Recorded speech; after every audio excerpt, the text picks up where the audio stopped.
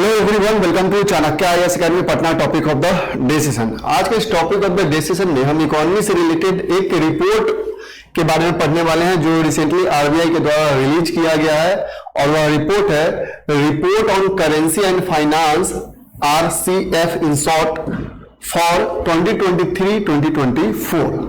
इस रिपोर्ट में basically India के डिजिटल जर्नी को, जो फाइनेंस के सेक्टर में जो डिजिटल इसका रिवॉल्यूशन है उसके बारे में बेसिकली बताया गया है कि उसका क्या सिग्निफिकेंस रहा है, क्या डिजिटल इसका जर्नी रहा है, क्या डिजिटलाइजेशन की वजह से क्या क्या चैलेंजेस इमर्ज हुए हैं, क्या क्या सिग्निफिकेंस रहे हैं और रेमिटेंसेस पे उसका क्या असर रहा है। इन तमाम बातों को इस रिपोर्ट में बताया गया है। तो आज के इस सेशन में हम इस रिपोर्ट के बारे में बहुत ही ब्रीफली डिस्कस करने वाले हैं।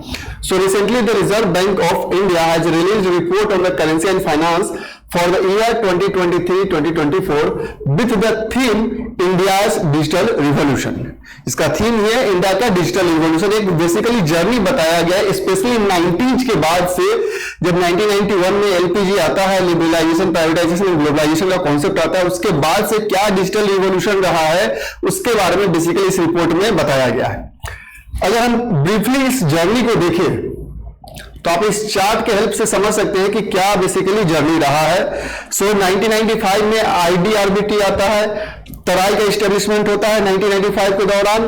फिर बहुत सारी कमिटी आती है, किसान क्रेडिट कार्ड है या इंटरनेट बैंकिंग आती है, committee on banking sector reforms आते हैं। 2000 के एरा में इंफॉर्मेशन टेक्नोलॉजी एक्ट पास किया जाता है, CCIL आता है उसके बाद 2001 के आसपास में। फिर आपका 2004 के आसपास में NFS और RTGS का सिस्टम आता है। 2005 में BPSS, RBI और NEFT किया जाता है जो ट्रांसफर होता है। फिर आपको 2006 के आसपास में national e commerce plan, PSS act, NPCI, आधार। 2010 में आपको CTS, IMPS जो आप करते हैं और ACPS आता है, RuPay, BBML, DBT mission, PMJDY। 2015 बहुत बड़ा स्टेप रहता है, digital India, DigiLocker, IFTS। फिर आप देख सकते हैं इसके बाद Aadhaar act, RBIT, NACH, UPI, NETC, FASTag, भीम ऐप, ये सब आते हैं। फिर BBPS है, उसके बाद आप देख सकते हैं UPI 2.0, TREDS आता है। फिर 2020 में आप देख सकते हैं NIPL, आरोग्य सेतु ऐप आता है। फिर आपका 2021-22 के आसपास में कोविन, ऑनडेक, ONDC, retail direct, reserve bank innovation hub.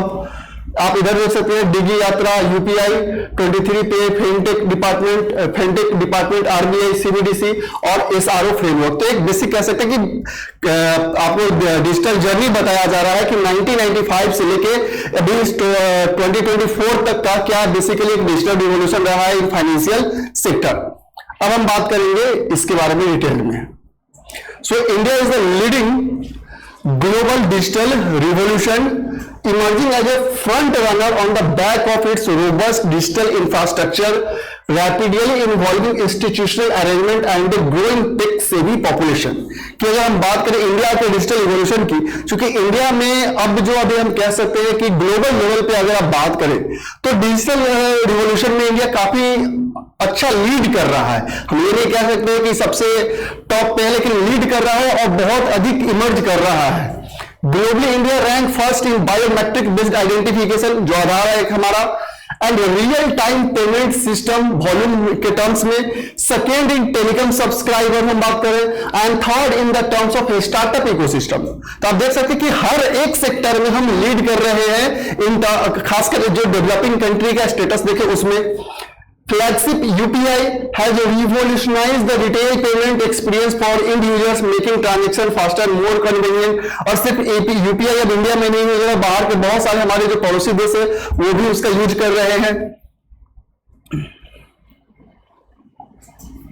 After that, in digital currency arena, the RBI is at the forefront with pilot runs of e-rupee, the central bank digital currency, जो e-rupee का RBI के द्वारा launch किया गया है। फिर digital lending ecosystem develop किया गया है, becoming vibrant with initiative such as open credit enablement network, open network for digital commerce and public tech platform for frictionless credit. Fintech जो डेवलप्स हो रहे हैं are collaborating with banks and non banking financial companies, NBFCs जो है, and lending service providers they are also operating platform to facilitate digital credit, कि अगर credit भी चाहिए तो आसानी से आपको उपलब्ध हो जाता है डिजिटल मीडियम से, आप वहां से सारे प्रोसेस डन कर सकते हैं। Significance of digitalization in finance in India, कि क्या सिग्निफिकेंस है? तो सिग्निफिकेंस की हम बात करें तो इसका इंक्लूसिव अप्रोच रहा है, हर एक सेक्टर में इसका कुछ ना कुछ अपना एक पॉजिटिव दे रहा है, पॉजिटिव इंपैक्ट रहा है। लेकिन फाइनेंशियल सेक्टर में डिजिटलाइजेशन का एक बहुत बड़ा रोल रहा है, paving the way for next generation banking, कि बैंकिंग सिस्टम को सबसे ज्यादा कह सकते हैं इजी बनाना डिजिटलाइजेशन का एक सबसे बड़ा मकसद रहा था। So, for example, loans in the retail segment are being enabled by online payment and innovative credit assessment models with instant disbursement. Innovations are making financial market more efficient, integrated, and inclusive by improving access to financial service at affordable cost, enhancing the impact of direct benefit transfer by effective targeting beneficiaries in cost-efficient manner, boosting e-commerce through embedded finance.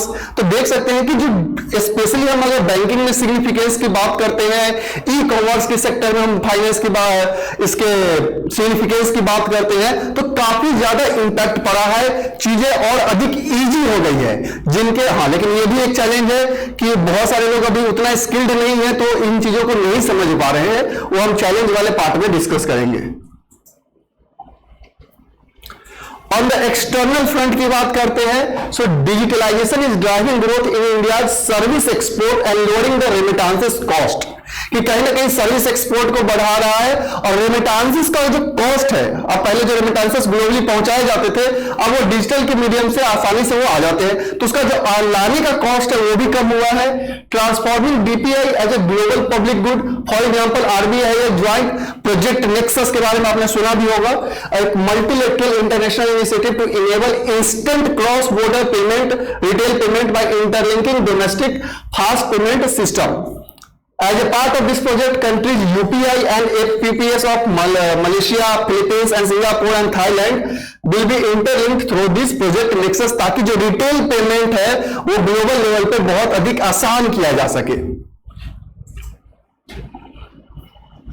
Challenges, अब जैसे कि just हमने discuss किया था कि सिर्फ significance नहीं हो सकते हैं, डिजिटलाइजेशन का अपना चैलेंज भी है, और बहुत कह सकते हैं कि बड़े बड़े चैलेंज है जिसको हैंडल करना बहुत जरूरी है, अदरवाइज इसका जितना अधिक पॉजिटिव इंपैक्ट है उससे अधिक इसका नेगेटिव इंपैक्ट साबित हो सकता है।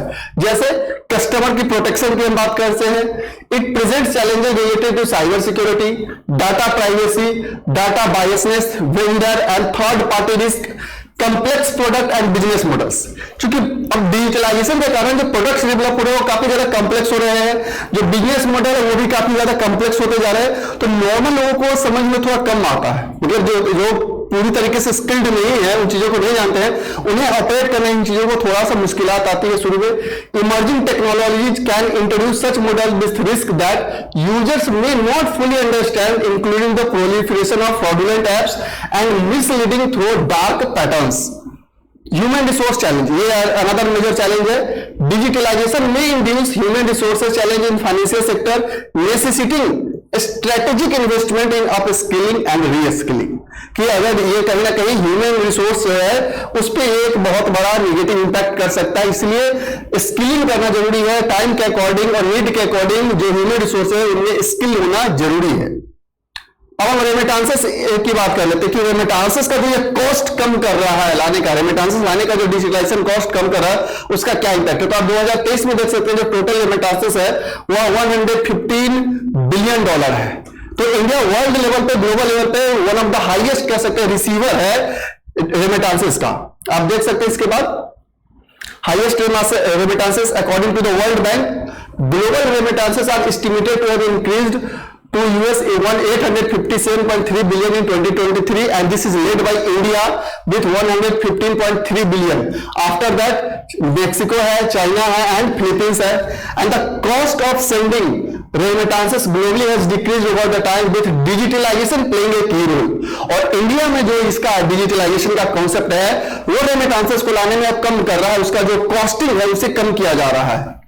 ट्रेंड इन इंडिया की बात करते हैं, सो इन 2021 more than half of India's inward remittances were from the Gulf countries, while North America accounted for 22% share.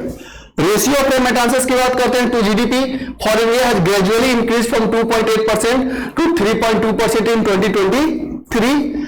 It is now above that of the gross FDI inflow to GDP ratio of 1.9% in 2023, providing a strength to India's external sector. और कहीं ना कहीं अब चूंकि ये FDI inflow से भी अधिक हो रहा है, तो इंडिया का जो एक्सटर्नल मार्केट है जिसमें रेमिटेंसेस को यह लाने की कॉस्ट को कम कर रहा है, वह इंडिया के एक्सटर्नल सेक्टर के लिए एक बहुत ही बड़ा पॉजिटिव इंपैक्ट साबित हो सकता है. फ्यूचर प्रोजेक्शन की हम बात करते हैं. So going forward India is poised to the world's leading supplier of labour as its working age population is expected to rise until 2048 while it has started dwindling for major advanced economy, and this will propel remittances to around 160 billion in 2029 from 150 million in 2023 and propel skill upgradation of the workforce. So आने वाले time में जो future projection है India के लिए, digital जो era है इसका, उसमें काफी अधिक कह सकते हैं इंडिया के लिए चांसेस भी है अगर इसे इंक्लूसिव अप्रोच के साथ देखा जाए, और इसके निगेटिव जो इंपैक्ट है, जो चैलेंजेस है, उसको अगर वो हैंडल करती है, तो आने वाले टाइम में ग्लोबल लेवल पे डिजिटल प्लेटफॉर्म पे इंडिया सबसे अव्वल कंट्री साबित होगा. So that's all for today. Thank you.